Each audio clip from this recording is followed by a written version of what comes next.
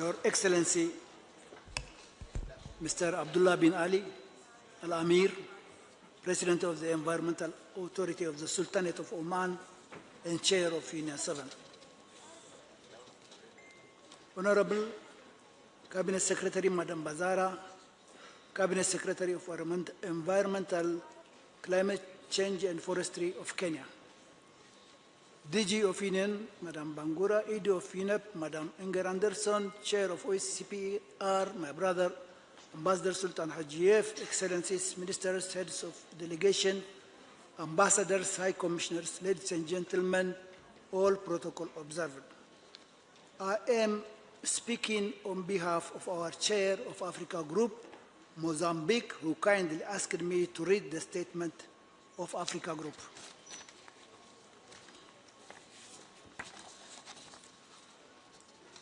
It is a great honor and privilege for me to deliver the statement on behalf of the Africa Group. At the outset, the Africa Group wishes to express its deep appreciation to the government and people of the Republic of Kenya for their warm welcome and generous hospitality since our arrival in this beautiful country. We also extend our sincere gratitude to His Excellency Mr. Abdullah bin Ali Al-Amir, President of the Environment Authority of Sultanate of Oman and Chair of UNEA-7, for your leadership in guiding this important session. Our appreciation also goes to the Executive Director of UNEP and her team for the outstanding work undertaken to support this preparation of this assembly. Mr. Chair, the African Group acknowledges the progress achieved during the OECPR-7 consultations. These discussions provided an essential platform for proponents and the member states to exchange views, clarify positions, and advance toward consensus on the draft resolutions before us. We thank all member states and the Secretariat for the preparation of the draft documents which aim to address urgent global environmental challenges. The spirit of collaboration demonstrated thus far reflects our shared commitment to multilateralism and international cooperation. However, while recognizing these positive developments, the African Group wishes to raise several concerns regarding the negotiation process that, in our view, require careful reflection. 1. Methodology of work. While we are steadily gaining ground, the pace of negotiations has still remained slow and uneven across most draft resolutions. We therefore urge the Chair to explore alternative, more streamlined modalities that can facilitate efficient, result-oriented negotiations. The African Group avails itself to support the Chair and are open for consultations on how best to achieve this. 2. Acknowledgement of fundamental principles. The African Group considers it necessary to acknowledge and integrate fundamental principles that underpin multilateral environmental cooperation in outcomes of this session. The African Group considers the principle of common but differentiated responsibilities, CBDR, and other principles of Rio Declaration that are fundamental in global environmental discourse. We also consider terminology and commitments already agreed by all member states within the UN General Assembly as credible and important references in our discussions. We urge the recollection of all member states on the standing of these principles and agreed language from the General Assembly. 3. Secretariat proposed draft decisions. We remain hopeful and fully committed to engaging constructively and inclusively with all member states to ensure that the true Nairobi spirit is reflected in UNEP and especially in this session. The medium-term strategy, for instance, is highly significant for the development priorities of many developing countries. We therefore urge that the MTS be negotiated and finalized as soon as possible. 4, strengthening the means of implementation, MOI.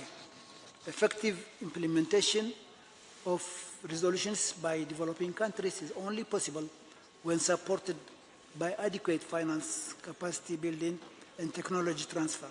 Without strong means of implementation, meaningful implementation cannot be achieved. This should be reflected explicitly and consistently across all draft resolutions. 5, technology transfer. We consider that the use of the term, I quote, on mutually agreed terms, end quote, in provisions relating to technology transfer potentially weakens commitments already agreed under multilateral environmental agreements. Technology transfer must adhere to the obligations and terminology already established under this MEAs to guarantee the intended benefits to member states. 6, citizen science. The African Group believes that scientific process must be grounded in professional expertise, and therefore we should apply caution in the use of reference to such citizen science. We do, however, support the use of traditional knowledge within the language and safeguards adopted under the Convention of Biological Diversity, CBD, and caution against fragmenting traditional knowledge into new unidentified, undefined categories. Mr. Chair, Your Excellency already exceed the time with more than 3 minutes. So in the hope of the African Group that these concerns will be fully considered and adequately addressed during UNEA-7. If these concerns remain inadequately attended to, the outcomes of this assembly may fall short of effectively addressing global environmental challenges. The African Group remains timely committed to constructive engagement and working with all delegations in a spirit of cooperation. We seek balanced implementations and consensus-based outcomes that reflect the priorities and the circumstances of developing countries. We stand ready to work with all partners to strengthen global environmental governance while upholding the fundamental principles of international cooperation. I thank you. Thank you, Your Excellency. And since it's already adopted by the Assembly to given a 5-minute floor, so please, I'm calling upon all of Member States to keep their speech within the 5 minutes. Brazil, on behalf of BRICS. Thank you, Mr. President. I have the honor to take the floor on behalf of BRICS, a group that is committed to upholding multilateralism and strengthening global governance and climate in the spirit of extensive consultations, joint contributions, and shared benefits. Together, BRICS countries account for approximately 45% of the world's population and nearly 25% of Earth's land surface, and host a substantial share of planet's biodiversity, encompassing about 43% of global forest cover, more than 30% of the world's protected areas, and over 22% of its coastline. As we start our deliberation here at UNEA-7, the BRICS countries take this opportunity to reaffirm our steadfast commitment to scale up urgent action to address the challenges posed by climate change, biodiversity loss, desertification, land degradation, drought, sand and dust storms, pollution, among others. The BRICS countries reaffirm the importance of strengthening UNEP under the oversight of UNEA and the CPR as its governing bodies. They stress that UNEP must act strictly within its mandate, including in the implementation of its medium-term strategy and program of work and budget, and in its engagement with other UN entities and multilateral bodies. We also underscore that certain terms and definitions in the draft MTS 2026-29 and Program of Work 2026-27 are not intergovernmentally agreed and should not prejudge negotiations, agreements, or MEA processes. We stress the importance of enhancing cooperation and synergies among related multilateral conventions, organizations, and instruments, including the 3 Rio Conventions, in a manner respectful of their respective mandates and avoiding double counting and duplication of efforts with a view to identify common challenges, opportunities, and solutions for achieving global objectives. At the same time, we recall that eradicating poverty in all its forms and dimensions, including extreme poverty, is the greatest global challenge and indispensable requirement for sustainable development. Here in Nairobi, we must be guided by the same spirit of cooperation and solidarity that prevailed in 1992 when we adopted the Rio Declaration, one of the cornerstones of international environmental cooperation. We underscore the continued centrality of the principle of common but differentiated responsibilities, as well as the importance of supporting and accelerating the development and transfer of technology as a critical enabler of climate action. In this sense, we urge developed countries to ensure the provision of adequate, effective, predictable, timely, and accessible financial resources to developing countries, as well as to improve capacity building, development, and transfer of technology to developing countries. We also emphasize the importance of exploring and enhancing payments for ecosystem services at all levels, in alignment with multilateral commitments, national policies, priorities, including by mobilizing diverse and sustainable sources of finance. In this regard, we welcome the recent launch of the Tropical Forest Forever facility during the Belen Climate Summit and recognize it as an innovative mechanism designed to mobilize long-term, results-based financing for tropical forest conservation. The BRICS countries underscore that the terminology indigenous peoples and local communities is agreed language in the Convention on Biological Diversity, and we express our concern with attempts to draw artificial distinctions between the two, which could create a loophole to circumvent the obligation of fair and equitable sharing of benefits arising from the use of their knowledge. Our group also takes this opportunity to recall that all measures taken to tackle climate change, biodiversity loss, and pollution, including unilateral ones, must be designed, adopted, and implemented in conformity with the principles and provision of relevant multilateral environmental and trade-related agreements, and must not constitute a means of arbitrary or unjustifiable discrimination or distinguished restriction on international trade. Thank you.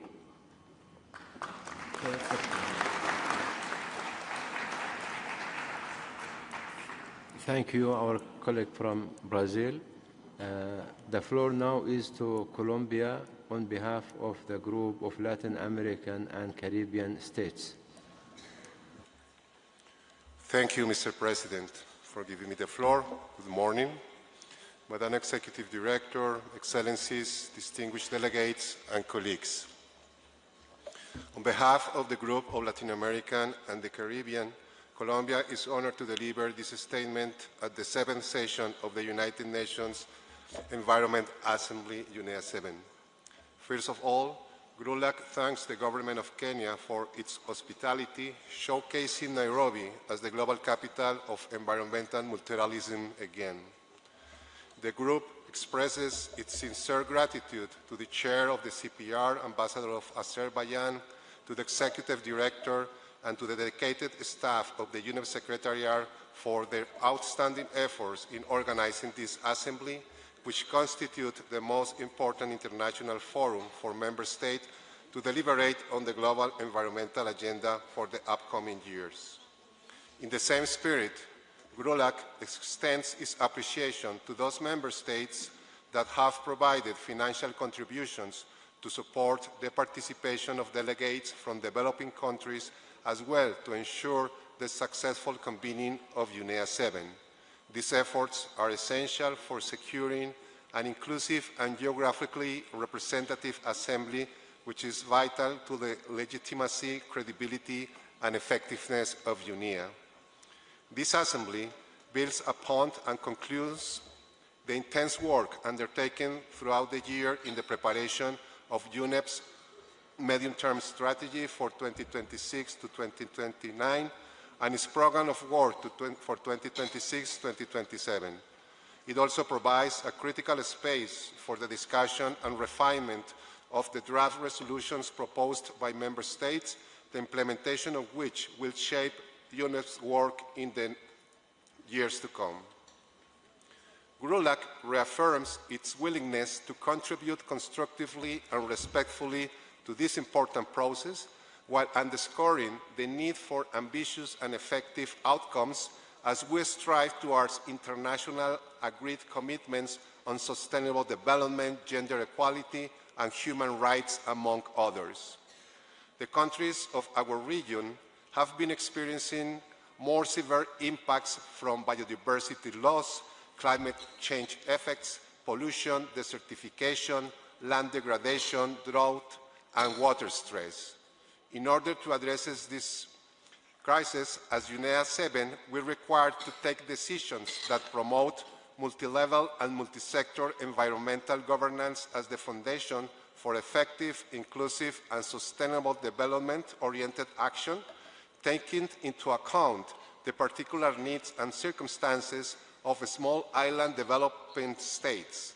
And in doing so, we must ensure meaningful participation of all sectors of society, including the private sector, the scientific community, academia, indigenous people and local communities, people of African descent, and civil society.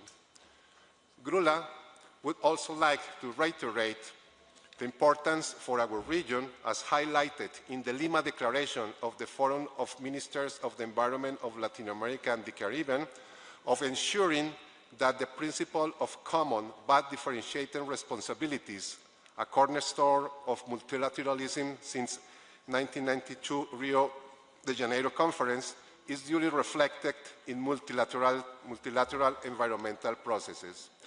Mr. President, in the coming negotiations of this week, GRULA wants to reinforce our commitment of the spirit of Nairobi as a crucial vision that can allow us to reach consensus. On organization of work, Mr. President, GRULA reiterates our request that no more than 2 negotiation or consultation sessions be scheduled in parallel at any given time, as small delegations are unable to participate effectively in more than 2 simultaneous meetings. Mr. President, GRULA reiterates our firm belief in multilateralism as the most effective and legitimate pathway for advancing sustainable solutions for a resilient planet. Thank you. Gracias. Obrigado.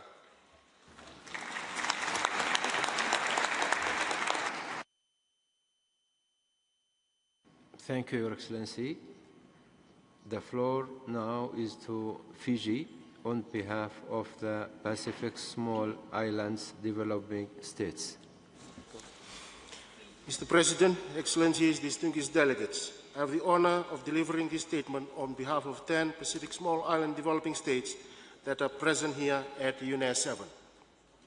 We come from nations that are small in land but vast in ocean, from peoples whose histories, cultures, and economies are written into the Pacific itself. For us, the theme of UNEA-7 is not just an abstract slogan, it is a daily test whether the multilateralism can still deliver justice and survival for the most vulnerable.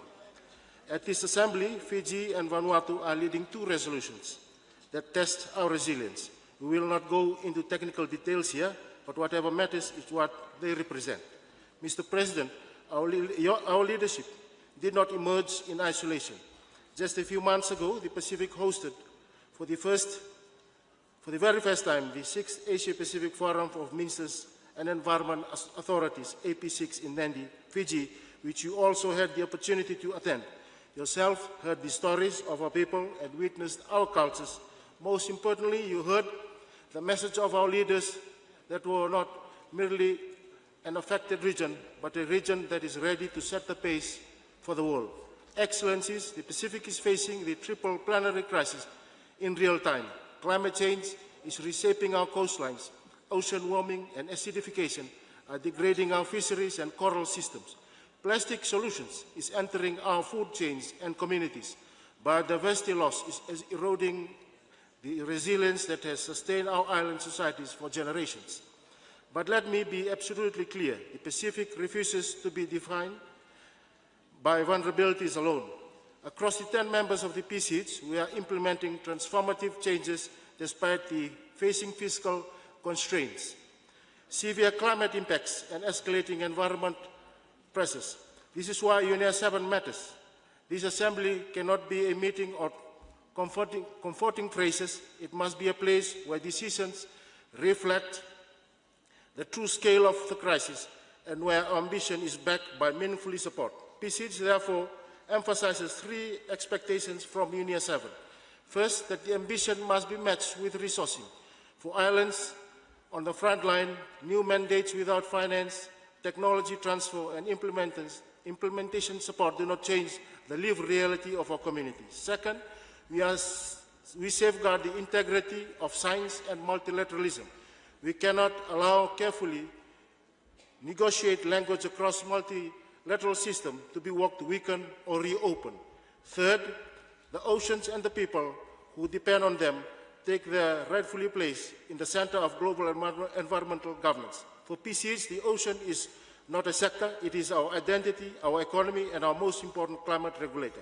Mr. President, the Pacific has demonstrated that we are constructive partners and advocates of fairness and ambition, but we are also realists. We know exactly what is at stake. Therefore, on behalf of the 14 Pacific Island developing states, I reaffirm the following. We support the outcomes that raise ambition and protect environment integrity.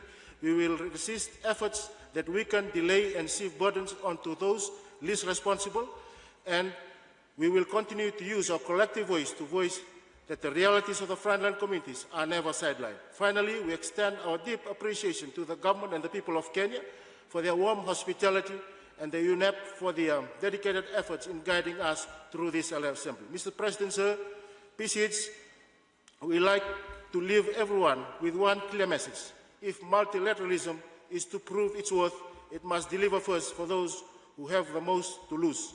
Our islands, our people, and our shared blue continent depend on it. And I thank you, Mr. President, sir.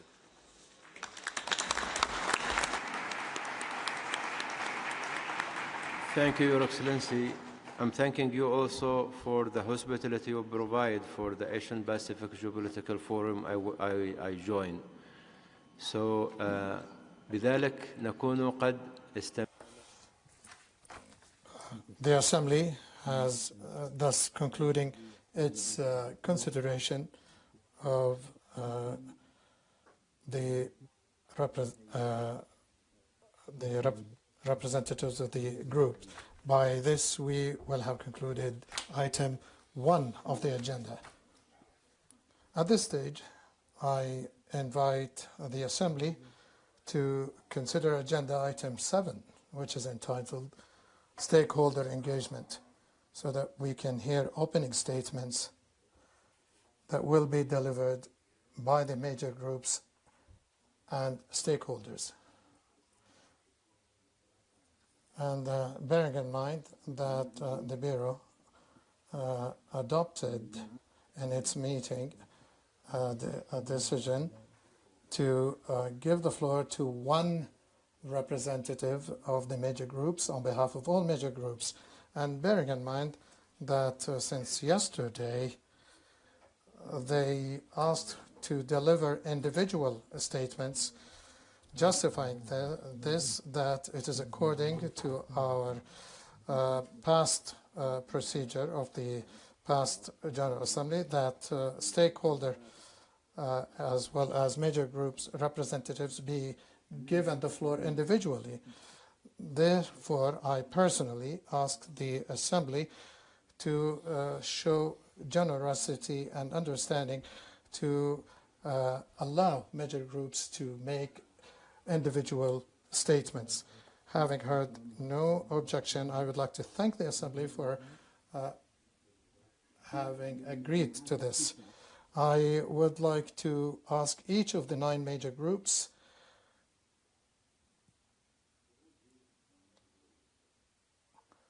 to deliver their statements, limiting their time to 2 minutes, given the time constraint. So I call upon the representatives of the 9 major groups, when given the floor, to limit their statements to 2 minutes only. First, I will give the floor to Mr. John Lindberg from the major group on behalf of the business and industry.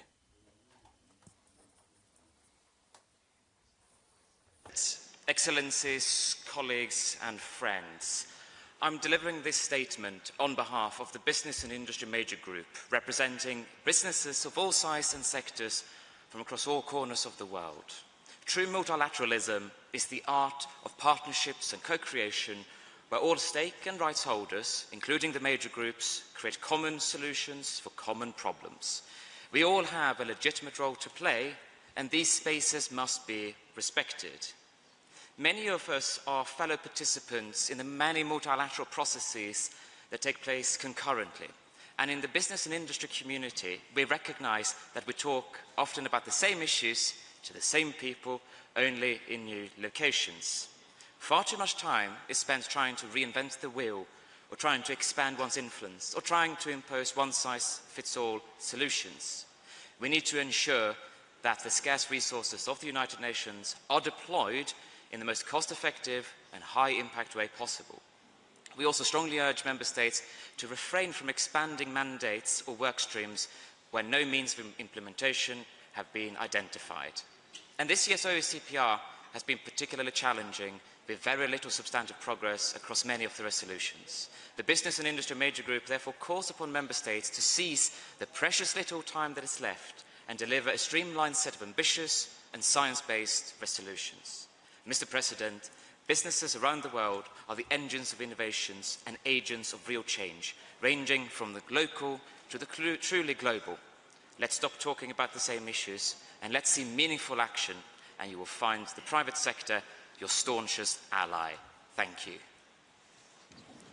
شكرا لممثل مجموعة والصناعية. I thank the representative of Business and Industry Major Group, and I would like to give the floor now to the representative of Children and Youth Major Group. Thank you, Excellency, for the floor. Excellencies, distinguished delegates, my name is Natalia Mrówczyńska, speaking on behalf of the Children and Youth Major Group. The Youth Environment Assembly, held before OECPR, mobilized more than 1,000 young people here at UNON. Yesterday, during the high-level closing session, we presented the Global Youth Declaration on the Environment, clearly articulating the priorities of young people globally for environmental action. Today, we wish to share 3 key messages for Member States. First, despite geopolitical headwinds, over the last week, we have seen continued collaboration and compromise. We urge delegations to continue in this spirit and take this opportunity to reaffirm that multilateralism can still deliver meaningful outcomes. Second, the resolutions under discussion have real potential to strengthen global environmental governance. We urge Member States to take this opportunity to design a more coherent, transparent, and inclusive system that delivers truly systemic solutions to today's crises. In this regard, we welcome progress by Member States on the Children and Youth Resolution tabled by Sri Lanka. Lastly, we must work collaboratively to safeguard the space for civil society and stakeholders. We call on contact group co-chairs to allow sufficient space for major group interventions and encourage Member States to continue engaging civil society in a constructive dialogue. This is a critical part of a successful UNEA. Excellencies, distinguished delegates, the window for action is narrowing rapidly. The Children and Youth Major Group call on Member States to fulfill your commitment to current and future generations. The world is watching. Thank you.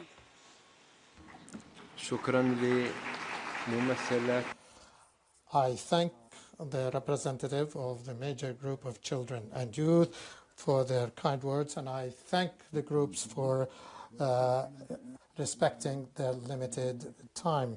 I give now the floor to the Farmers Major Group. Thank you, sir.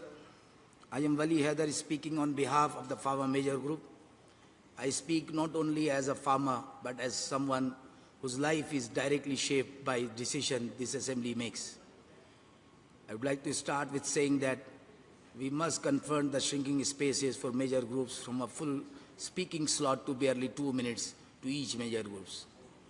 The Farmer Major Group will not accept a precedence where those who feed the world are reduced to silence while decisions about our lives are made without us. For farmers, healthy soil, clean water, stable climates, and accountable governance are not inspirations. For us, they determine whether we can feed our families or see our livelihood collapse. The resolution before UNEA-7 on nature, climate resilience, water cycles, climate and pollution, antimicrobial resistance, and environmental governance directly shape our harvest and health and our future. As you negotiate responses to ecosystem loss and intensification climate disruption, we urge you to place peasant, smallholder, and farmers at the center. Agroecology, soil restoration, seed sovereignty, equitable water system, and community-led action on invisible species are not supplementary. They are among the most effective climate and biodiversity solutions available. We as farmer and peasant feed the entire world and steward biodiversity every day. A resilient planet is impossible without resilient farmers. UNEA-7 must deliver decisions rooted in justice, equity, and lived realities, not abstractions. I thank you, sir.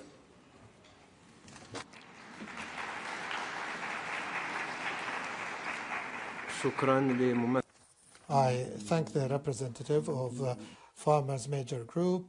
I now give the floor to the representative of Indigenous People Major Group. Thank you, Chair, for the floor. My name is Chananin from Ingigua Territory in Mexico. We, indigenous peoples, the environmental defenders of vast key ecosystems around the world, are marginalized, criminalized, and killed for defending our territories from the very system responsible for the environmental crisis. We denounce that these negotiation rooms are failing us and the world by continuing to enable mechanisms that are favoring that colonial and extractivist system that sees people and nature as a resource that can be exploited, violated, and sold for profit. This process continues to lower the bar on well-established international law that protects the rights of indigenous peoples. We demand that our rights as indigenous peoples, including our fundamental rights to self-determination and to free, prior, and informed consent, be upheld in all UNEA-7 processes and decisions consistent with the United Nations Declaration on the Rights of Indigenous Peoples. It is essential that indigenous peoples and our knowledge systems, sciences, and practices are leading in all decisions affecting our ancestral territories, and that environment defenders are protected. We are rights holders, not stakeholders, and must not be conflated with civil society groups. UNEP must fully support participation of indigenous peoples, women, LGBTQ+, children and youth, farmers, and persons with disabilities. The decisions made here will impact generations to come, and you must choose to protect the collective health of our people and planet over corporate interest and profit. We acknowledge those member states that champion our rights and join our fight to protect the Earth and its peoples.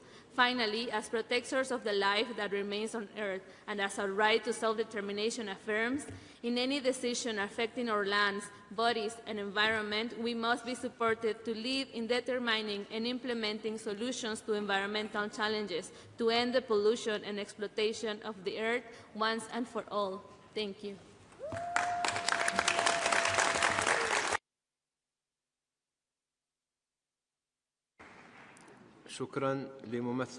I thank the representative of the Indigenous People Major Group.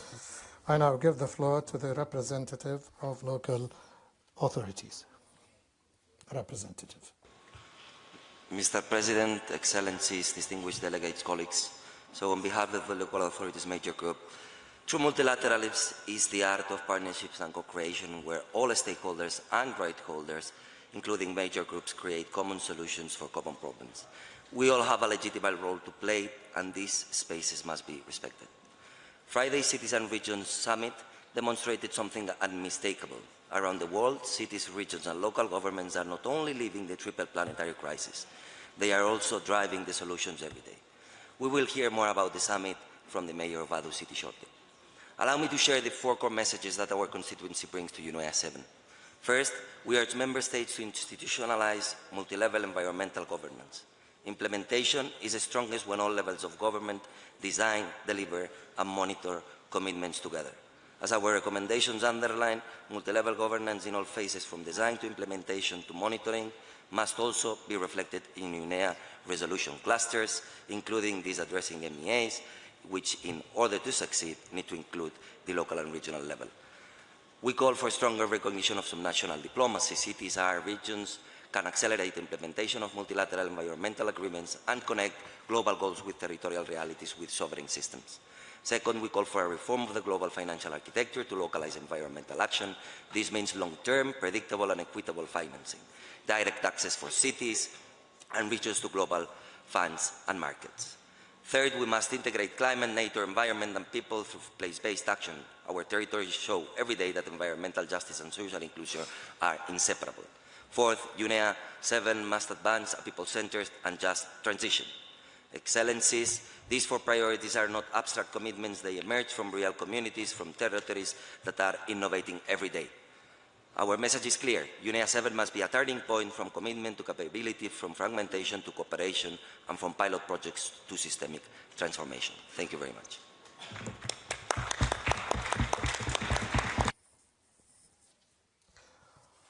I thank the representative of local governments.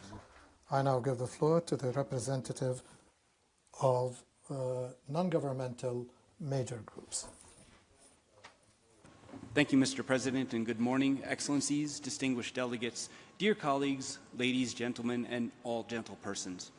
I represent CORE, and I have the honor to address you on behalf of the NGO Major Group to deliver this abbreviated oral statement. Our full statement will be available online. True multilateralism is the art of partnerships and co-creation, where all stakeholders and rights holders, including major groups, create common solutions for common problems. We have a legitimate role to play, and these spaces must be respected. As leaders, as spokespersons, and as humans, we need to recognize the fundamental rights of nature as a primary underlying principle of environmental law, and this should inform all our deliberations and decisions. We call on states to support the urgent need for the international recognition of ecocide as a crime to safeguard ecosystems, communities, economies, and future generations. We strongly support the need for the environmentally sustainable management of minerals and metals. Mineral demand around the world is increasing exponentially, and environmental costs, human rights violations, and geopolitical contentions increase with that demand. We call for peace and for an end to armed conflict. We emphasize that environmental degradation is exacerbated by militarization, armed conflict, and occupation. Peace and justice are prerequisites for sustainable development. We urge states to support a moratorium on deep seabed mining to allow more time for scientific research to explore the ability or inability of mining without causing harm to ocean ecosystems. We must embrace comprehensive conflict of interest policies in all our efforts. We can no longer put profit before planet, and we can no longer put profit before people. The health of our people and planet, the dignity of our communities, and the prospects for peace are inseparable. The decisions made here must rise to the scale of the challenges before us. Let us move forward with clarity, courage, and collective resolve. Thank you, Mr. President.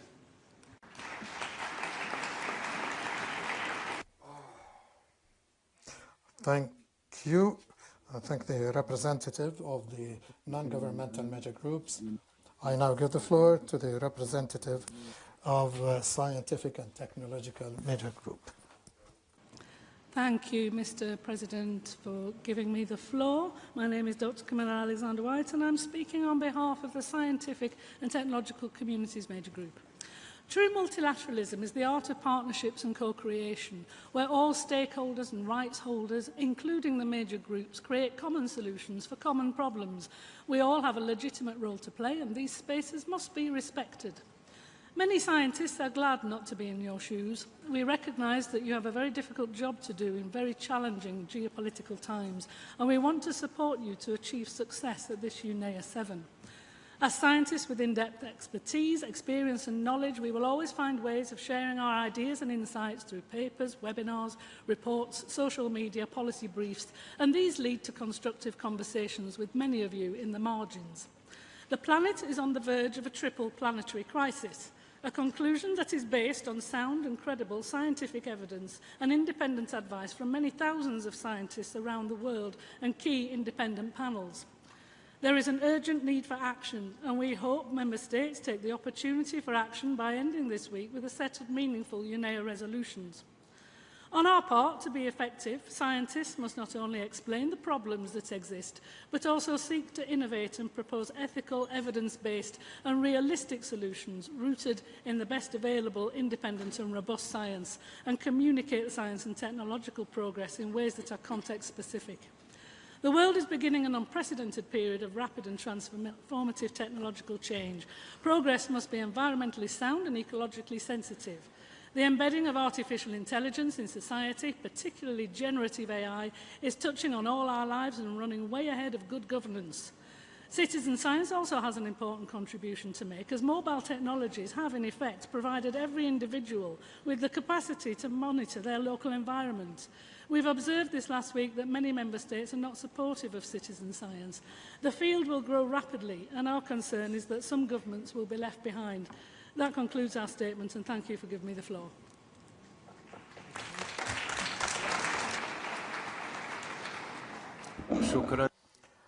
I thank the representative of Technological and Scientific Major Group. I now give the floor to the representative of Women Major Group. Thank you, Chair, for the floor. My name is Teresia Gitao, speaking on behalf of the Women's Major Group. We are concerned about the shrinking space for stakeholder engagement within UNEA. We call on all Member States and contact group co-chairs to allow sufficient space for major group interventions and encourage Member States to continue engaging civil society in a constructive dialogue. As well, we note with concern the increasing absence of language agreed upon in SDG 5 on gender equality and empowerment of all women and girls. We demand negotiators to include this language in all of the UNEA-7 resolutions. The Women's Major Group firmly rejects any allegation that financing gender equality takes away from environmental action. Women's health and planetary health are inseparable. We stand at the front line of environmental change, consequences of war, and carry the weight of our communities, the wisdom of our tradition, and the urgency of our futures. We demand not only the seat at the table, but the power to shape the decisions that impact our bodies, our lands, and our lives. We call on all Member States to uphold the rights of half of humanity, because once women's health is compromised, it compromises not only the well-being, but the existence of the future generations. We urge you to take your responsibilities and ensure transparent and accountable and global environmental governance. Our first women environmentalists.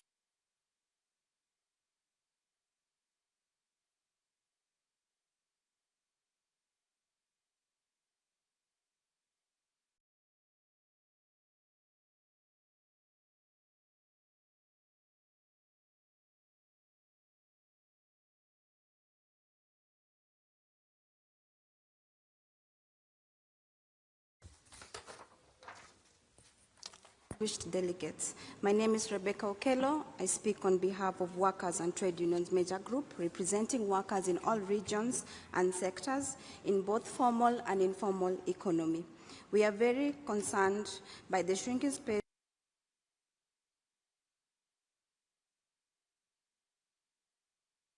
of stakeholder engagement within the UNEA. We call on all major states and contact group co-chairs to allow sufficient space for major groups' intervention. This is crucial for the success of this project. UNEA-7 calls on the world to deliver sustainable solutions for a resilient planet, and workers must be recognized as essential partners in addressing the triple climatic crisis.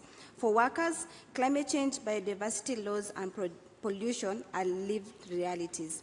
Heat stress is costing life, coral bleaching and ocean degradation are destroying livelihoods. Too many workers are daily exposed to hazardous chemicals. The triple climatic crisis is not only an environmental emergency, it's also a labor and social justice emergency. After 1 week of negotiation, we see that workers' fundamental rights, decent work, occupational safety and health are completely absent. We regret this profoundly and hope you can put this right this week. Environmental policies cannot be treated as technical exercise, disconnecting from people. It must be grounded on social dialogue, collective bargaining, and investment in green jobs and skills. A resilient planet depends on healthy, safe, and empowered workers that have their fundamental rights protected. Thank you.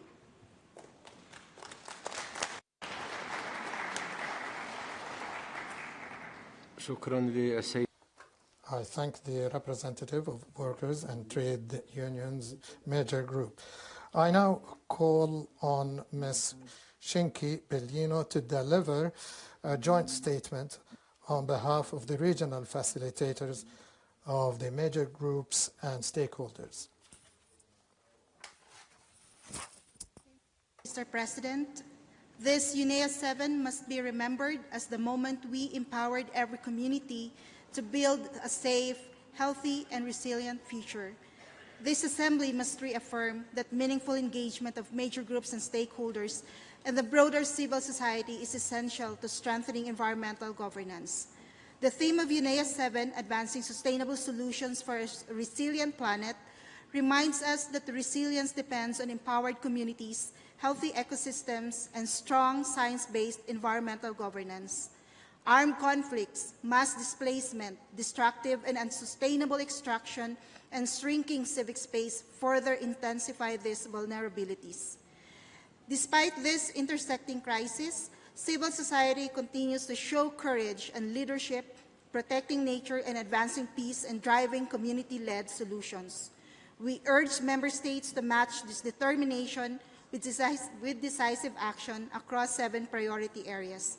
First, protect civic space and environmental defenders by fully implementing UNEP's Environmental Defenders Policy, safeguarding rights to information, participation in justice, and embedding meaningful, timely, and inclusive civil society engagement across the policy cycle.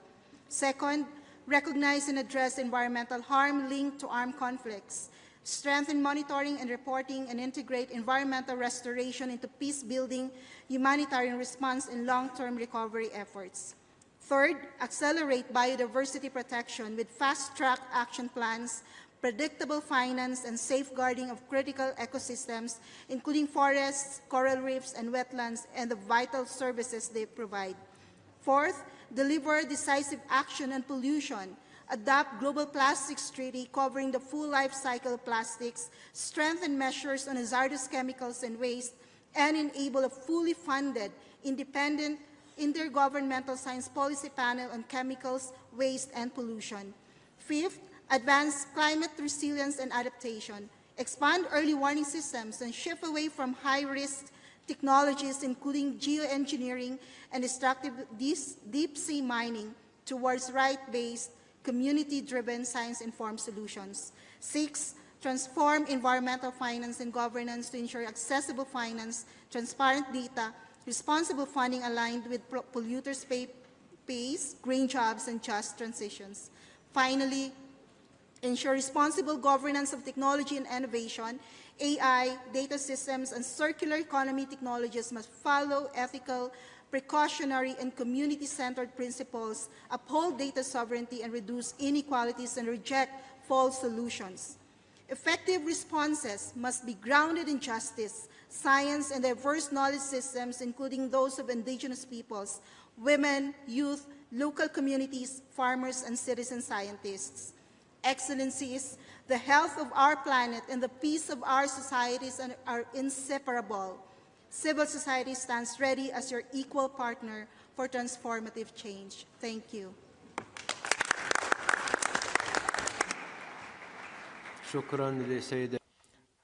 I thank the representative of the regional facilitators of major groups and stakeholders. Last but not least, I would like to call Mr. Ali Nizar, Mayor of Adu City from the Maldives and the rapporteur of the UNEA-7 Cities and Regions Summit, to briefly share the key messages from this summit. Bismillah ar-Rahman ar-Rahim, Excellencies, distinguished delegates, colleagues, ladies and gentlemen. Assalamu alaikum, a very good morning to you all. It is my honor to report back to the outcome of the UNEA-7 Cities and Regions Summit held last Friday here in Nairobi. In an open and constructive dialogue with member states representatives of local and regional governments and experts discuss issues that affect all levels of government, including sustainable resources management, green finance, climate mitigation, and adaptation. Participants agree that the whole of government approach supported by a strong multilateral and multi-level framework is essential to address the triple planetary crisis.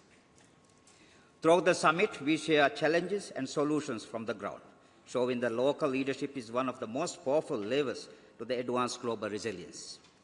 As the mayor of a city in a small island state, vulnerable for any change on climate, I cannot overstate the urgency to accelerate action. The world is interconnected, and every life or dollar lost from climate impacts in any locality, ultimately impacts the world. The summit's main takeaway is clear.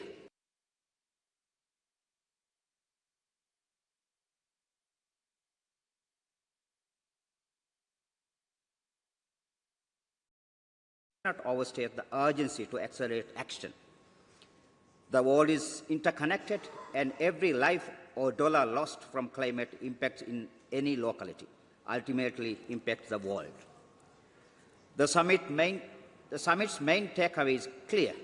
Climate its unique nature and the need for its protection. Second, multi-level governance is essential. Recognizing local and regional governments within the international and local climate, land, and biodiversity frameworks and ensuring their participation. Strengthens implementation. Rio Convention are citing cities and regions as key actors. We also have COP30, BELEM, policy packages, and other providing cities and regions with the right tools, data, and support to turn their ambitions into action. Third, access to local finance is the key in unlocking action. Cities face a mismatch between responsibilities and physical space. Funding streams must be integrated. Climate, land, biodiversity, resilience, investment in green infrastructure, transport, climate resilience, urban development are not costs. They are investment in health, safety, and prosperity. Excellencies, the leaders who spoke in the summit from Nouakchott to Caledonia, from Yaoundé to Shanghai are cutting emissions, improving air quality and restoring ecosystems. Their message to the UNEA is simple: advancing sustainable solutions from the territories for a resilient planet begins with enabling those closest to the communities. Would like to extend my sincere appreciation for UNEA for giving me the opportunity. Thanks for the floor, Mr. President. Thank you. Wassalamu alaikum wa rahmatullahi wa barakatuh. Alaikum assalam wa rahmatullahi wa barakatuh. Shukran. Thank you, Mr. Ali Nazar. We wholeheartedly appreciate the contribution of major groups and stakeholders in the work of the UNEP governing bodies, and we look forward to continued engagement with you to effectively deliver on our mandates in support of sustainable development. The Assembly has thus concluded this stage of its consideration of Agenda Item 7. I now invite the Assembly to consider Agenda Item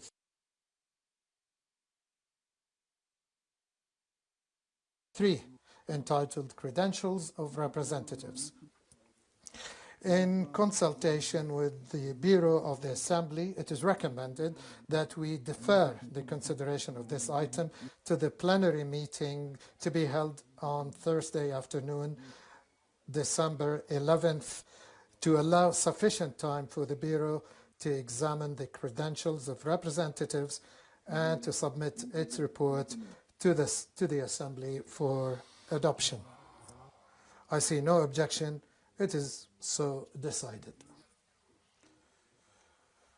For those delegations that have not yet done so, to please submit their credentials at the Badging Center until close of business tomorrow, Tuesday, December 9th. The Assembly has thus concluded this stage of its consideration of Agenda Item 3. I wish now to invite the Assembly to consider Agenda Item 4, entitled Report of the Committee of Permanent Representatives. May I also kindly invite my dear colleague and friend, His Excellency, Mr. Sultan Hajiev, Chair of the Committee of Permanent Representatives and Ambassador and Permanent Representative of Azerbaijan to UNEP, to kindly present the report of the committee focusing on the key outcomes of the 7th session of the Open-Ended Committee of Permanent Representatives, which concluded its work last Friday.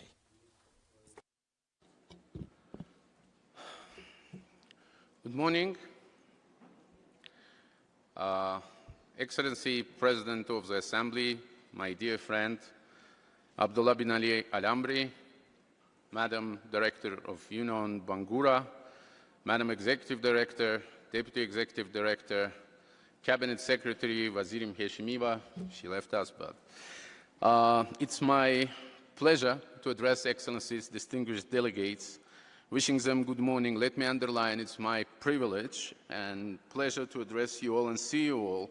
I would like to present report of the work on the Committee of Permanent Representatives, specifically on the outcomes of the 7th session of the open-ended CPR or OECPR, which was convened from 1st to 5th December 2025 here in Nairobi.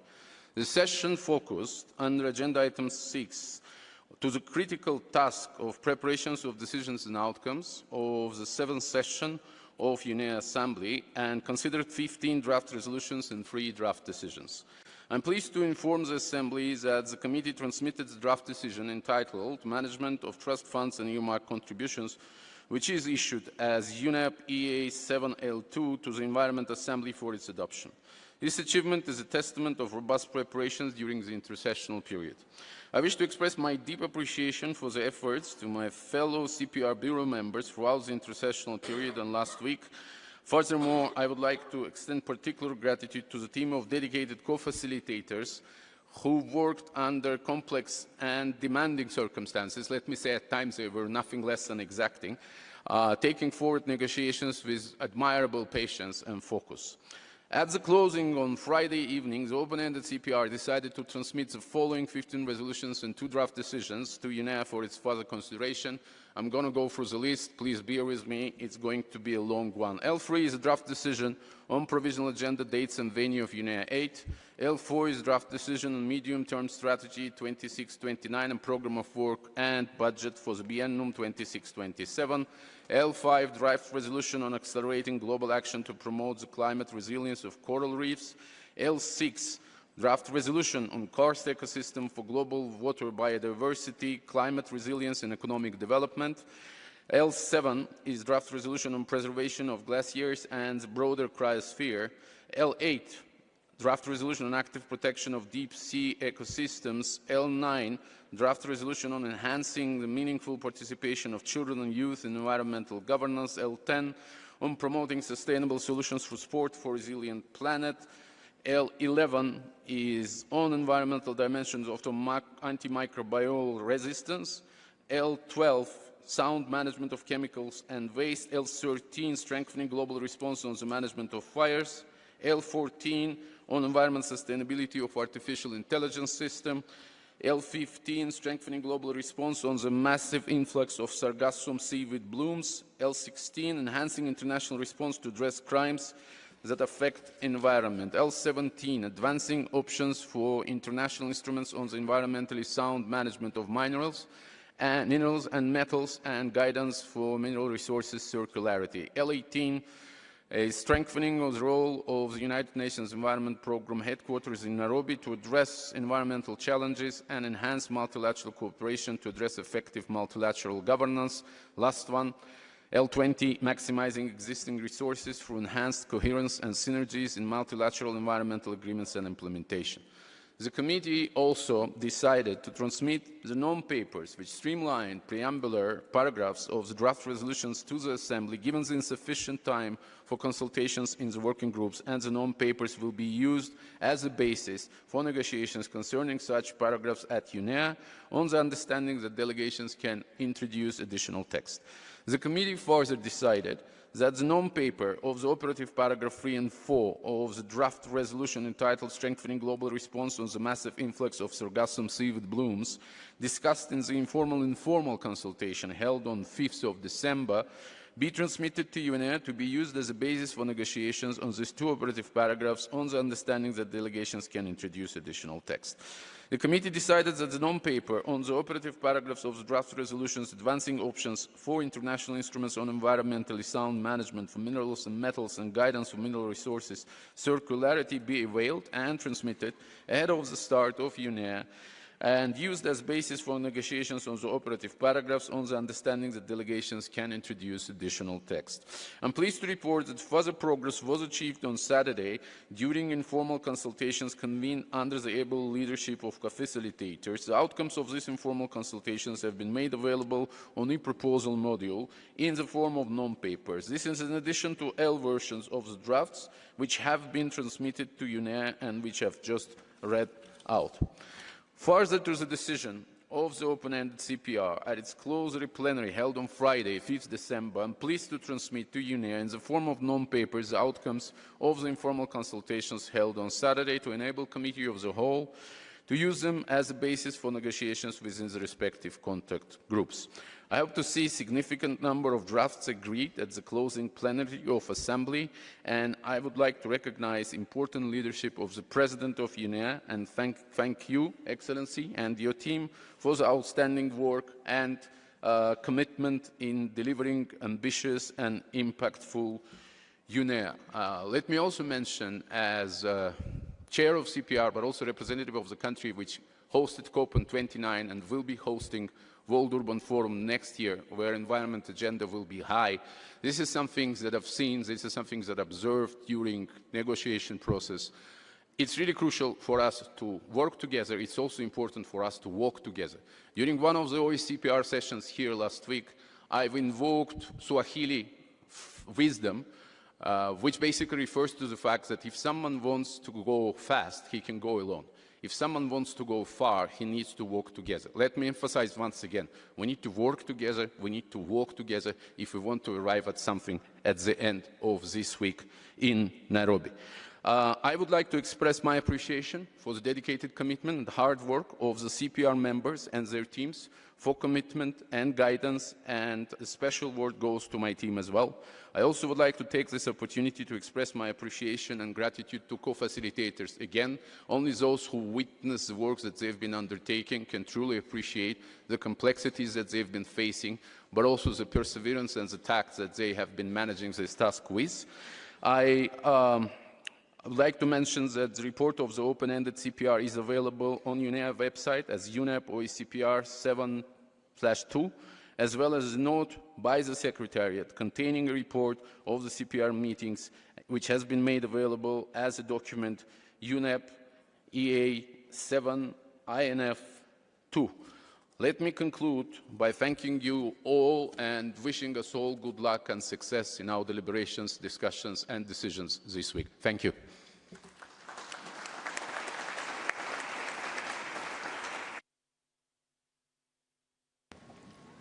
شكرا جزيلا سعادة رئيس لجنة المندوبين الدائمين. Thank you very much, Chair of the Committee of Permanent Representatives. I would like to take this opportunity to, on behalf of the entire Assembly, express our deep appreciation to the Committee of Permanent Representatives.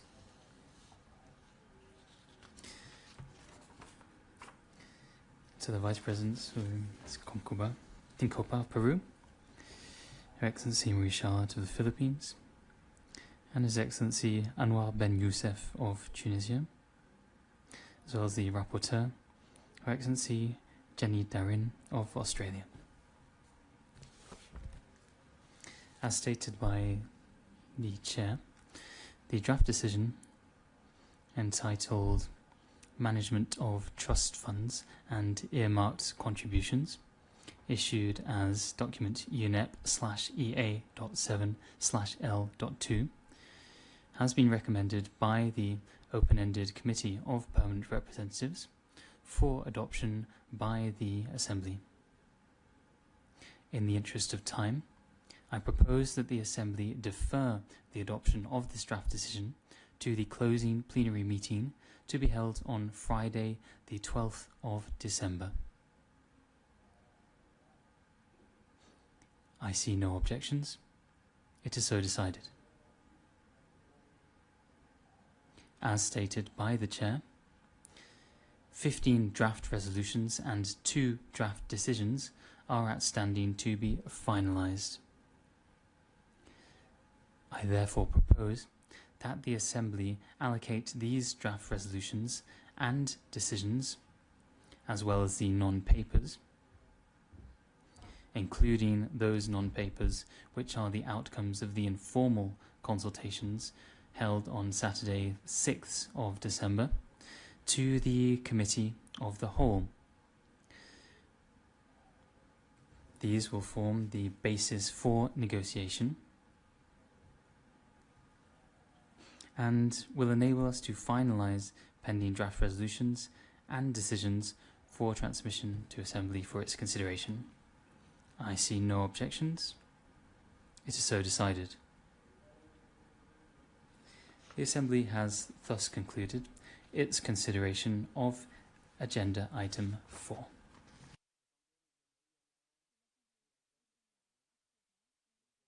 The Assembly will now consider Agenda Item 8.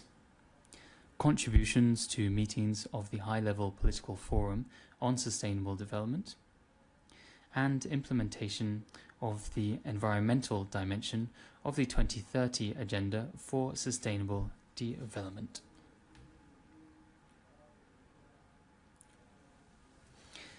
Delegations will recall that the Environment Assembly, in its Resolution 3/3, on contributions of the Environment Assembly to the High-Level Political Forum on Sustainable Development, decided to provide timely substantive input to the annual meetings of the High-Level Political Forum, held under the auspices of the Economic and Social Council, including during the intersessional period between sessions of the Assembly.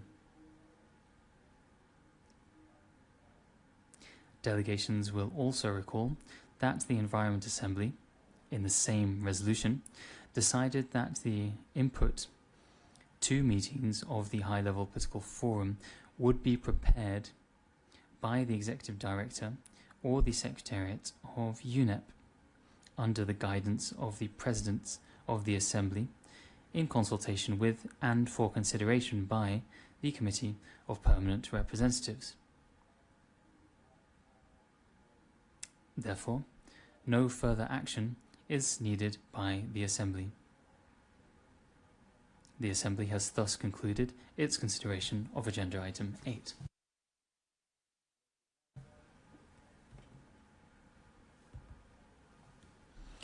With this, we have come to the conclusion of the present meeting.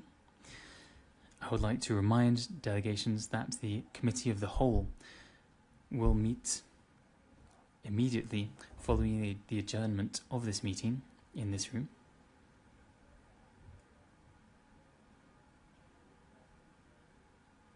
Before adjourning, I would like to turn to the Secretariat to see if there are any housekeeping announcements. You have the floor. Thank you, Mr. President. As indicated by the President, the opening plenary of the Committee of the Whole will take place immediately following... Sorry?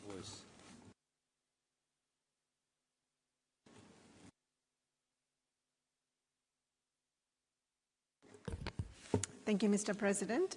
The opening plenary meeting of the Committee of the Whole will take place immediately following the closure of the UNEA opening plenary in this room. Delegations are therefore kindly invited to please remain seated to ensure that we start the opening plenary of the Committee of the Whole on time. A live daily schedule is accessible via the UNEA app as well as on the UNEA-7 website under the tab Program. Delegations are encouraged to download the UNEA app if they had not done so. I wish to remind you that the UN Code of Conduct applies to all UN meetings, and you will find the Code of Conduct available on the UNEA website. The United Nations does not tolerate discrimination or harassment, including sexual harassment, in any of its activities, whether in person or virtual. Once again, we kindly remind delegations to please remain seated for the Committee of the Whole to begin. In addition, I would like to inform delegations that the DSA distribution room is located behind this conference room too. With that, thank you, Mr. President. شكرا لكم ورفعت الجلسة. Thank you. The session is adjourned.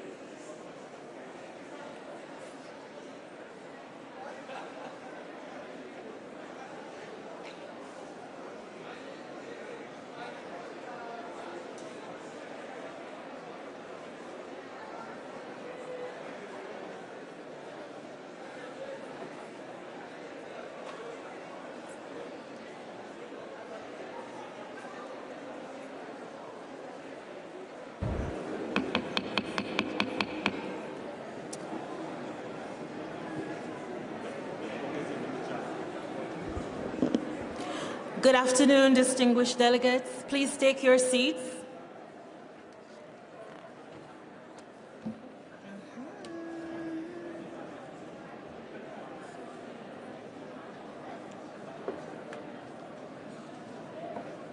Just keep doing it.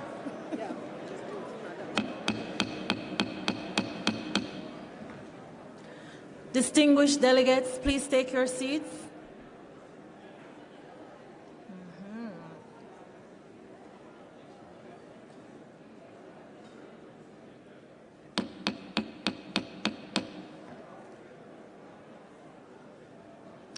Delegates, can you kindly take your seats?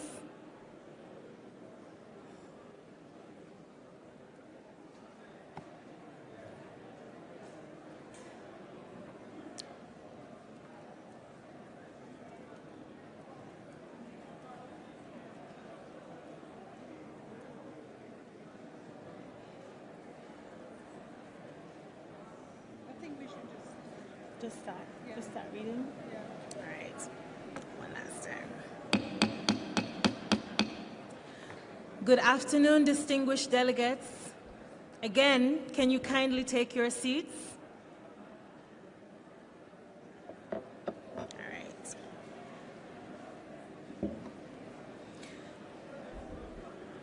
I call this meeting to order.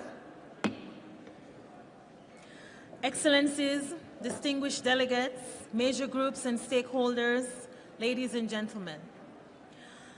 I am pleased to open this first plenary meeting of the Committee of the Whole. I look forward to working with all delegations to agree on outstanding draft resolutions and decisions to submit them for final adoption by the 7th session of UNEA. I congratulate Her Excellency Nino Tandilashvili, Vice President of UNEA and First Deputy Minister of Environmental Protection and Agriculture of Georgia, on her election as rapporteur. I am looking forward to working closely with you, Excellency. Today, I have the honor to preside over this critical meeting as the GRULAC representative on UNEA-7 Bureau, coming from one of the world's most vulnerable regions. As a minister from St. Kitts and Nevis, the smallest independent nation in the Western Hemisphere, I am acutely aware of the scale of this responsibility and of the sobering reality that some of the smallest nations are now called to help guide one of the most consequential decision-making processes for the global environment in the year ahead. What we are witnessing in the Caribbean, in Asia Pacific, and across all regions must sharpen our focus on the essential purpose of the Committee of the Whole. We are here to act in the spirit of compromise for the good of people and planet. It has been a long, demanding, and purposeful year of preparations for UNEA-7, and the Bureau fully expects that the Committee of the Whole will work constructively to reach consensus on the resolutions and decisions before us. While the pace of our work is critical, with only 2.5 days available, our true measure is distance. We must collectively deliver on the successful adoption of 15 draft resolutions and 2 draft decisions before us. Let us move with urgency, but also with unity, because we can only go far if we go forward together. Before we proceed with our agenda for this plenary meeting, I would like to state that as this is a UN meeting, the UN System Code of Conduct applies, which should allow everyone to participate in an inclusive, respectful, and safe environment, guided by the highest ethical and professional standards. As we advance in our work, differences of opinion may arise. However, it is imperative that we treat one another and the views expressed with utmost respect, while engaging constructively in the spirit of cooperation. As we start the important work of the committee, I call on all delegations to take on a constructive approach and demonstrate willingness to compromise, building on the work that has already been undertaken during the intercessional period and by the open-ended CPR, as well as the informal consultations held on Saturday. We now turn our attention to the provisional agenda of the committee. As set out in the document UNEP/EA.7/CW/1, which has been uploaded to the committee webpage under the UNEA-7 website. I propose that we adopt the provisional agenda. I see no objection. It is so decided. Thank you. We now move to agenda item 2 on organization of work. Noting that the progress during the OECPR was slow, I wish to emphasize we have only 2.5 days to finalize negotiations of 15 draft resolutions and 2 draft decisions. In this context, let me also be very clear. The Committee of the Whole must finalize its work on Wednesday evening. It will not be possible to go beyond this time frame. Let me therefore call on each and every delegation to respect this deadline and make every effort to find agreement within the limited time available. Additionally, the proposed guidance for the organization of work, draft structure, and draft schedule for day 1 have been reviewed by the meeting of the Joint Bureau of UNEA and the CPR held yesterday and made available on the Committee of the Whole webpage. The latest versions of the drafts as transmitted by the OECPR to UNEA, as well as several non-papers, are available on the e-proposal module of the e-delegate platform.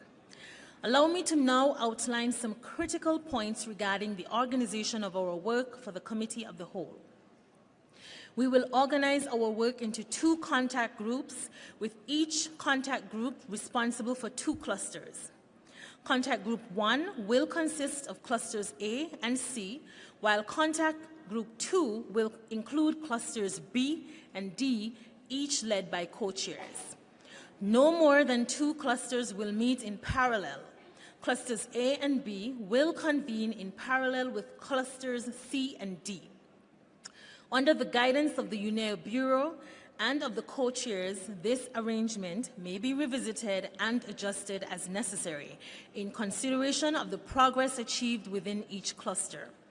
This approach aims to harmonize and streamline the negotiation process, thereby maximizing the conditions conducive to a successful outcome.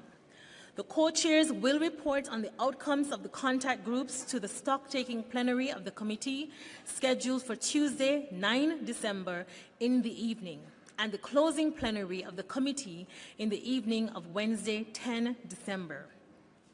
At the stock-taking plenary to take place tomorrow, 9 December at 7 p.m., I hope that we can agree to endorse as many outstanding draft resolutions and decisions as possible, following agreement at reference in the contact groups.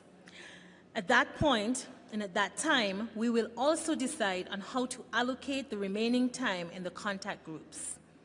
Drawing from the expertise of the co-facilitators appointed by the UNEA President and the Chair of the CPR, I propose that Contact Group 1 be co-chaired by Ms. Kanako Okana of Japan and Ms. Marie Harelstad of Norway for Cluster A, and Mr. Otumetse of Botswana and Mr. Michael Novashny of Czechia for Cluster C.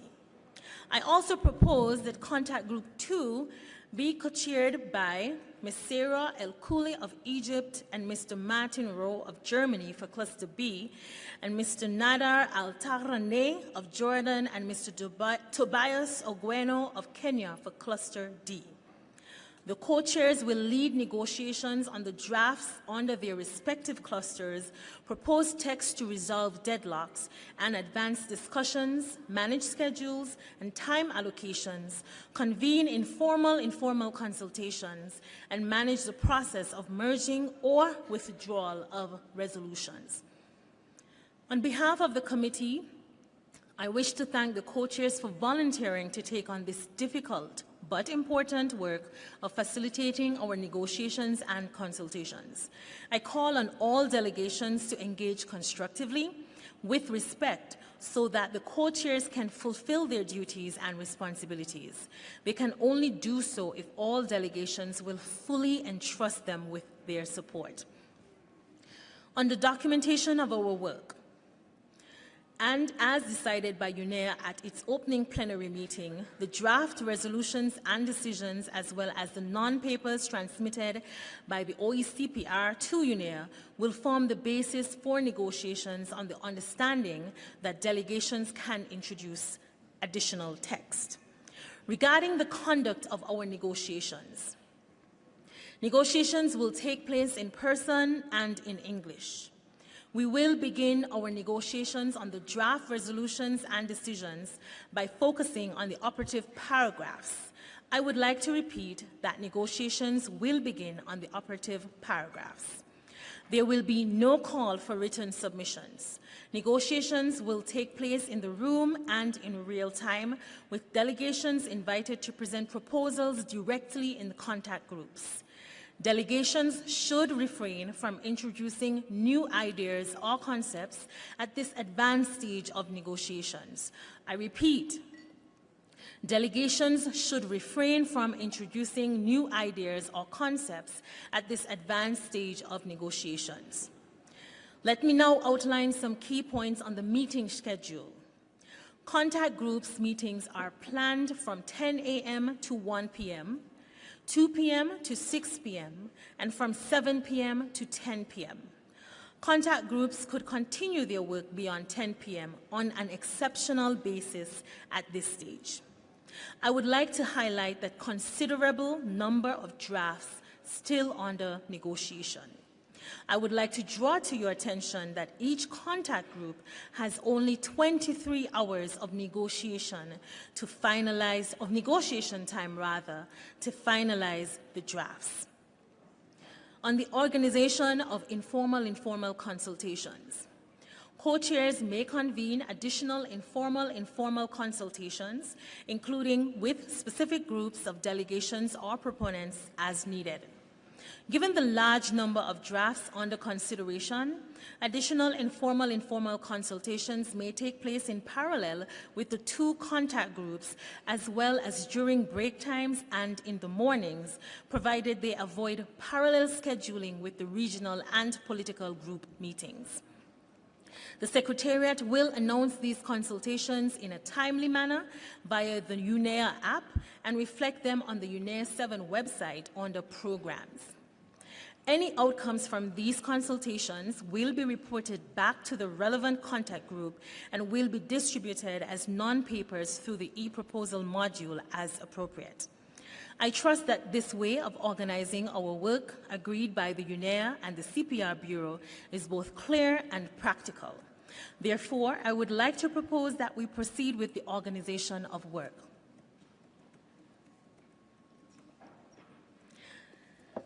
It is so decided. Thank you. Oh, I see an intervention by Saudi Arabia.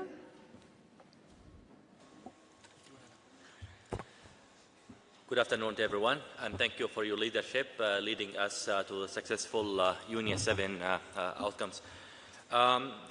Back to what you said earlier, we're going to have two contact groups running in parallel at the same time. And also you indicated some informal meeting may happen at the same time with the contact group. Given many of the developing countries have a low representation, so we'd like to have only two contact groups running in parallel without informal meetings happening at the same time to take into account delegation with low numbers. Thank you. Thank you to the delegate from Saudi Arabia. Your position will be considered.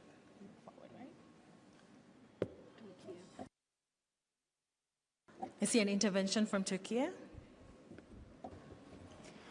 Thank you for giving us the floor. We just want to add our voice to the distinguished delegate from Saudi Arabia.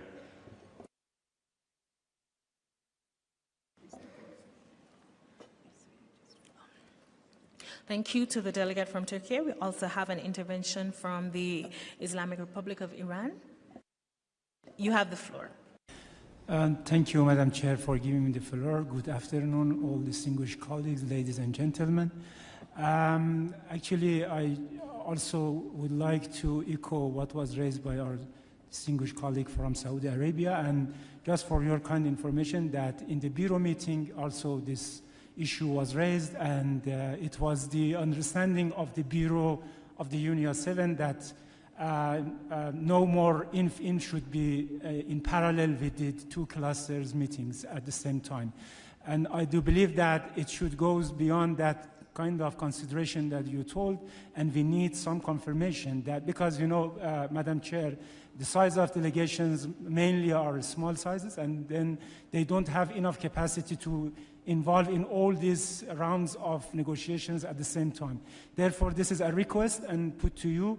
Please consider it seriously and just confirm what would be your mind on this, and then we need to make a decision, because we think that this is a concern for many delegations. Thank you. Thank you to the distinguished delegate. We now give the floor to Qatar. Thank you very much, Madam Chair. I would like also to add our voice to the proposal came from Saudi Arabia about what has been just discussed. So thank you very much for that. Thank you so much. We now give the floor to the Russian Federation. Thank you so much, Madam Chair. Now, we noticed in your statement that you said that the meeting of the contact groups could continue beyond 10 p.m. on an exceptional basis. Now, we would like to hear from you confirmation of the understanding which was achieved by us during the course of the open-ended working group. The microphone is off for the delegate of the Russian Federation. Technicians.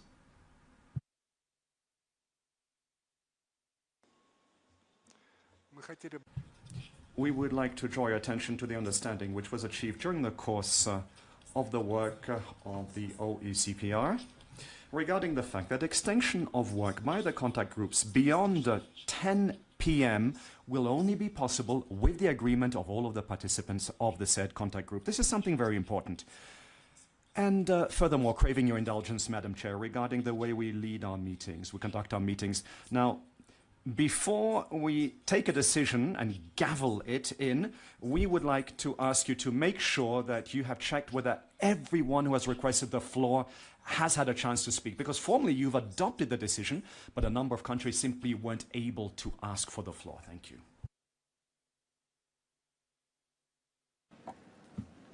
Thank you so much to the distinguished delegate. Your positions have been noted and will be duly considered.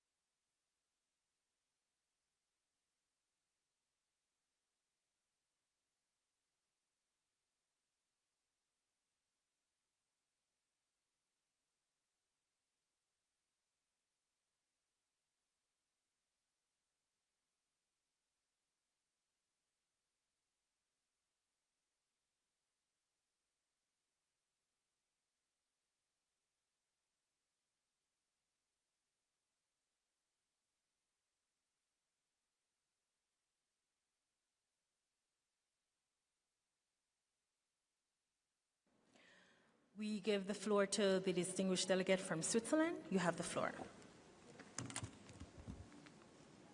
Thank you very much, Madam Chair. And first of all, congratulations to your nomination and endorsement as a co-chair. I also present a small delegation, so we always understand the concerns that we have to be inclusive, but also very much committed to a good outcome at this UNEA. and we can support the way forward as you have suggested and it was discussed in the Bureau. I think also important to note that, as I understood, there is always maximum 2 contact groups in parallel, but then we can go informals, informals, informal groups, and in general those informal groups are smaller groups. They address a certain issue they have to discuss, to resolve, to try to provide solutions, but they will always be brought back to the contact group. So again, then, when we have this principle that we can send certain elements to informals, informals, they can be discussed, countries can propose perhaps compromise language, but it always comes back to the contact group, so to ensure that everybody is fully in the loop and we have an inclusive and transparent process. Thank you.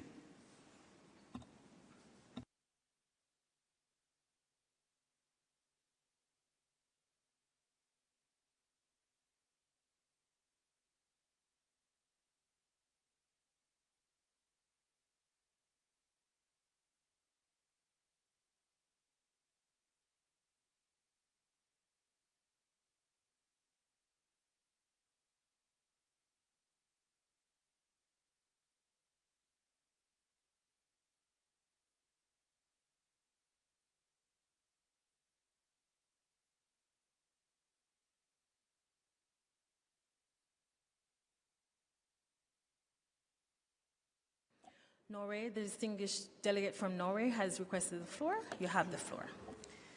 Thank you, Madam Chair. Distinguished delegates, Norway supports the suggestion made by Switzerland and the Chair's proposed way forward. Thank you.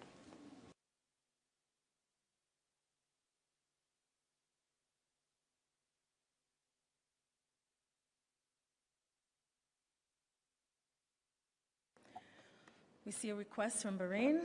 You have the floor.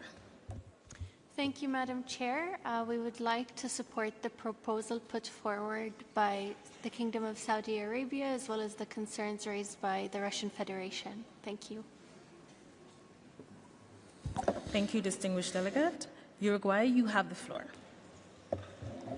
Thank you very much, Madam Chair. I would like to congratulate you for your appointment, and we would like to support your proposed way forward.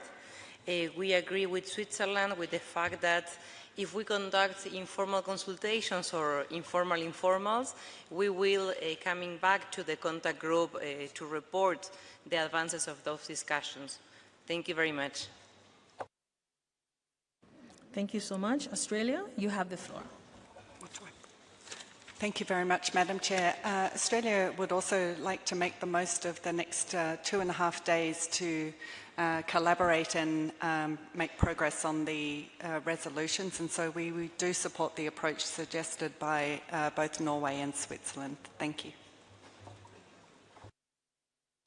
United Kingdom, you have the floor. Thank you, Chair. The UK would also like to align with Switzerland. We absolutely recognise the concerns raised by our colleagues with small delegations. I think we need to find pragmatic solutions to that. We need to find ways to burden share. We agree entirely with our colleagues that there must be ways to do that, certainly in informal informals. We won't get through our work if we don't do that. So we agree with your proposed approach, Chair, and really request that those delegations that are small really try and find a way to accommodate this ask, given the magnitude of the task in front of us. Thank you. Colombia, you have the floor. Thank you, Madam Chair. Colombia would like to align with the statement of GRULAC, in which called the President to not having more than 2 informal or formal groups at the same time, given the rationale that has been shared by other delegations in terms of the limitations for some member states with very small delegations. Thank you. The United Arab Emirates, you have the floor. Thank you, Madam Chair. We'd like to support the intervention made by Saudi Arabia and the remarks shared by the Russian Federation, and especially even if the informal consultation outcomes will come back to the contact group, but for delegations with limited capacities, and especially those that are participating in certain important elements within the text, it doesn't make much sense for them to miss the informal consultations, even though the outcomes would come back to the contact group. But them missing such important discussion in the informal consultation would be really vital in actually the efficiency of going forward with the resolutions. Thank you so much. European Union, you have the floor. Thank you very much. We agree with your proposed approach as well. Your approach seems to be very pragmatic. We need to deploy flexibility. We need to agree that any decision on extending working time scheduling informal should be agreeable to all, but in all, we agree with Norway, Switzerland, Australia, UK, and others. Thank you. Tuvalu, you have the floor. Thank you, Madam Chair. Coming from a small delegation ourselves, we share concerns about how to resolve this way forward. But I think a little bit of clarity from you as Chair would help us understand how to move forward.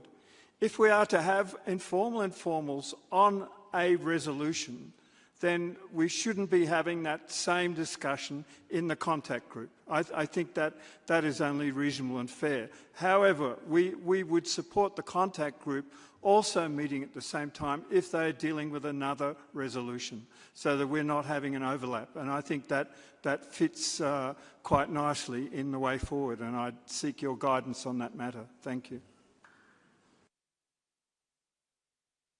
Algeria, you have the floor. Thank you very much, Madam Chair. Good morning, everyone.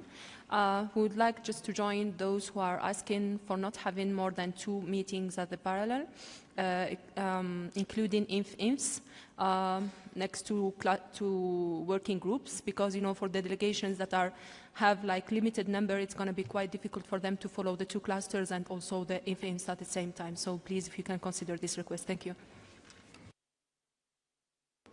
Canada, you have the floor. Thank you, Chair. Canada would just like to add our voice to those asking to follow your direction, and we support the interventions by Switzerland, EU, UK, Norway, and others. Thank you. Azerbaijan, you have the floor. Thank you, Madam Chair, and let me first congratulate you, and we will be glad to follow your guidance in this process. As far as I understood, the CPR Bureau did not have a consensus on the holding of INF-INFs and contact group meetings. What I would propose, maybe we have to start the contact group meetings and then to decide in the meetings how we will move forward with INF-INFs. At this stage, we shouldn't stall the process, just raising the flags and listening to each other how to move forward. Thank you. Thank you so much to the distinguished delegates for their positions, which will be considered.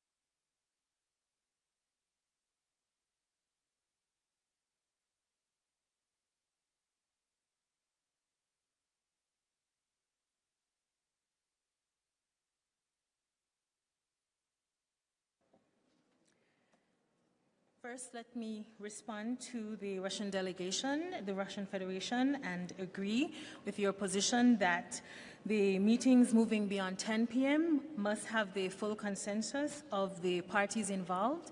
So thank you for that intervention. In terms of the positions raised on the informal, while I understand the views expressed and wish to note that the joint Bureau of UNEA and the CPR at its meeting held yesterday, 7 December, agreed on the proposed organization of work for the Committee of the Whole to consider, which states that the additional informal consultations may take place in parallel with 2 contact groups, as well as during break times and in the mornings, provided they avoid parallel scheduling with regional and political group meetings.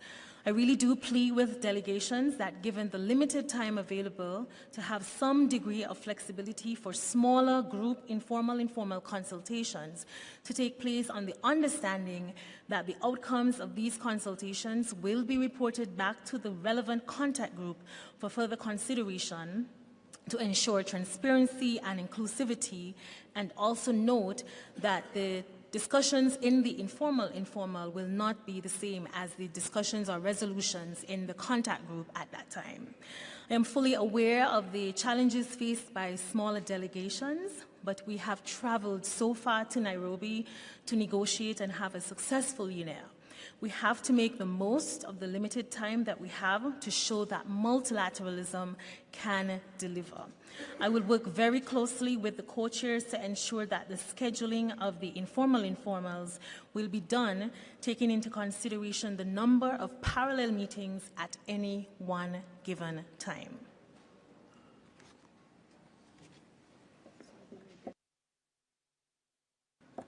Delegates from Saudi Arabia, you have the floor.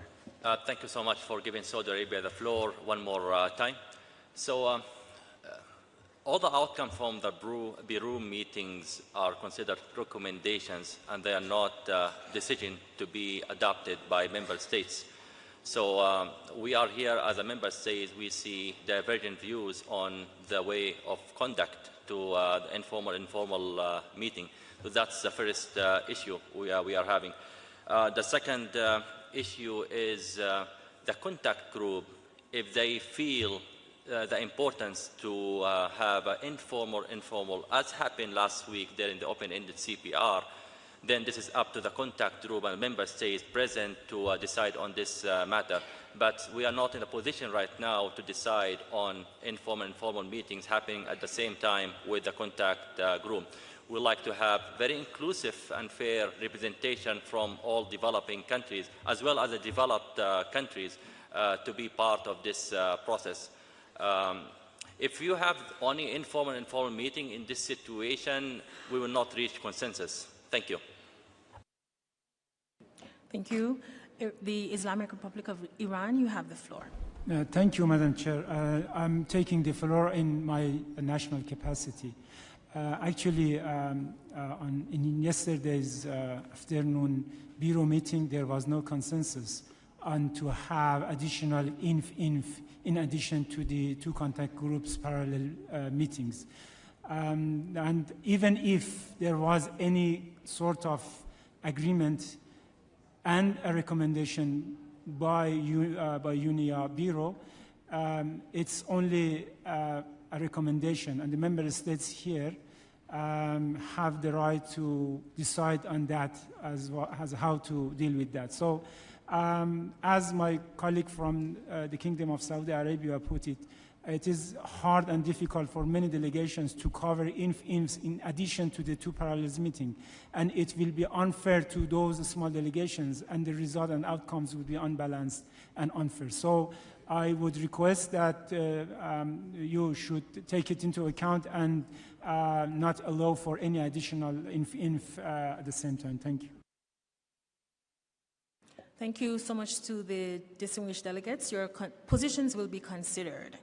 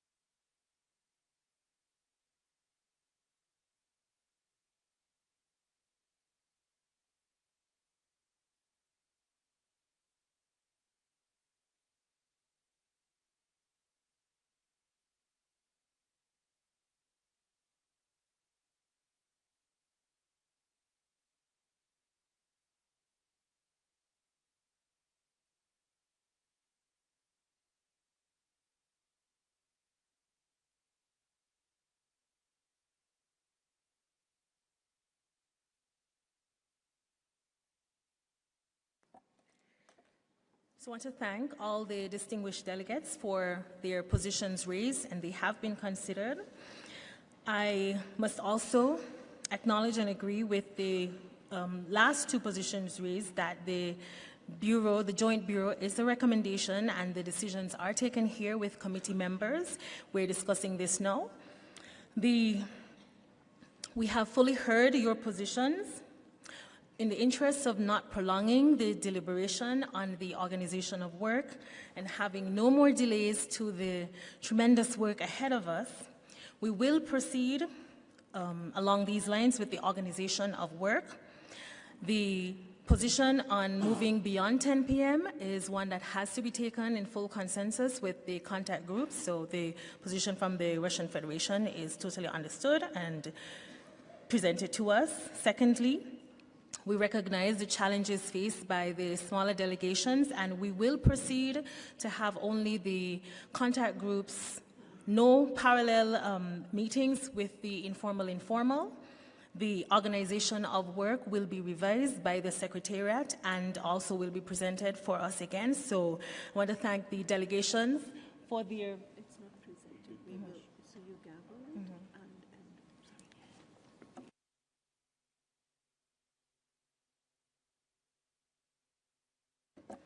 So we will gavel, once there's full consensus, the organization of work, and the Secretariat will present it for us to reflect on at any other time.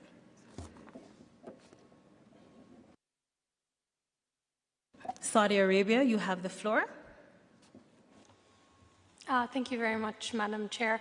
Just to confirm our understanding of your proposed way forward, so as was the case in last week, we will not prolong beyond 10 p.m. unless there is consensus within that room to have additional time. And additionally, we will not be having any more than 2 sessions at any given time. So it would be 2 contact groups and no additional infants. And just to confirm, when do you foresee that we would reconsider this matter? As you indicated that this issue will be presented to us once again, unless our understanding is we'll be agreeing on the mode of work of the entire week today.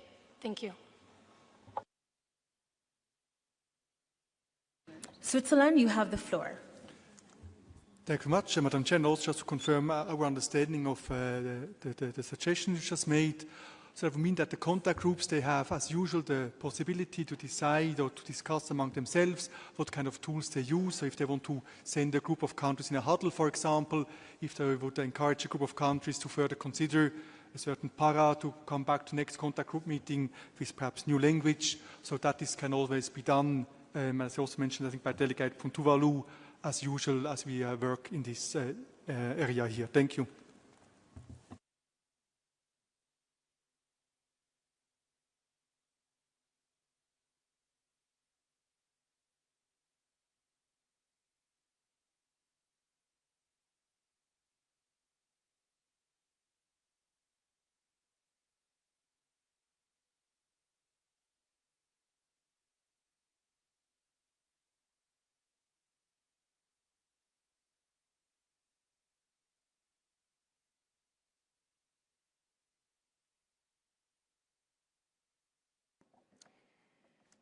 So the organization of work, we will agree that we do not move beyond 10 p.m. unless there is consensus from all participants in the contact groups, that there will be no informals conducted in parallel with the contact groups.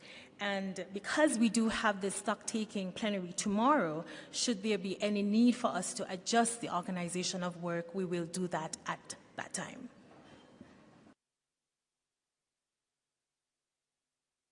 Is this position agreeable? Saudi Arabia, you have the floor. Thank you, Madam Chair. That is certainly agreeable. But just to confirm, you mean 2 contact groups, not any more than 2 contact groups. Thank you. Yes, correct. Not any more than 2 contact groups.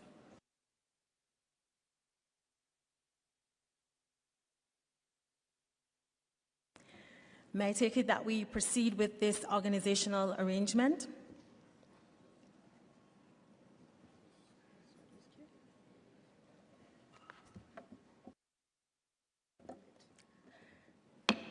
It is so decided.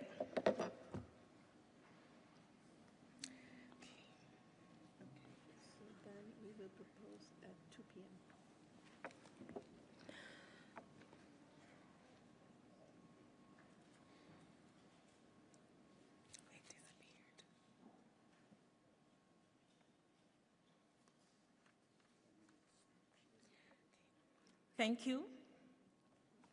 We will thus revert to this agenda item at our stocktake plenary meeting scheduled for Tuesday evening. We now move to the closing of this opening plenary. I propose that we allow for contact groups to begin their work at 2 p.m. today, based on the agreed structure. Let me reiterate that I count on your full and active support so that we can finalize our work with a successful result by Wednesday evening at the very latest. I now invite the Secretariat to make some logistical announcements.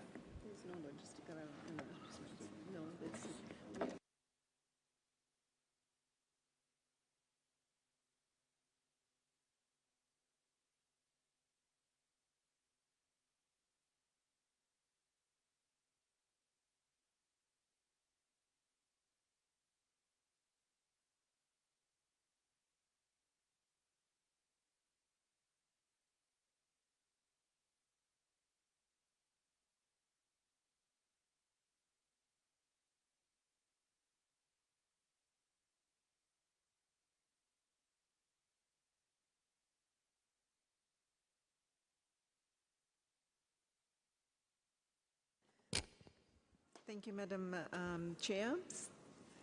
This is to inform you that Contact Group 1, which will be looking at Cluster A, will meet from 2 p.m. in Conference Room 1. Contact Group 2, which will be looking at Cluster B, will meet from 2 p.m. in this room, Conference Room 2.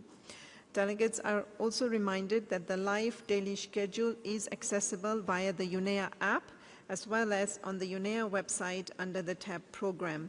As I mentioned at the closing plenary meeting, delegations are please encouraged to download the app because the most updated information is available on the app. Thank you, Madam Chair. Thank you, Secretariat. Distinguished delegates, let us now not let the perfect stand in the way of doing good. Given the lack of sufficient progress so far, we all need to understand the sense of urgency.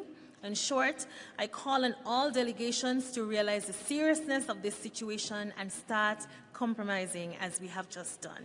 Thank you all. We shall resume our meeting in plenary tomorrow evening, 9 December at 7 p.m.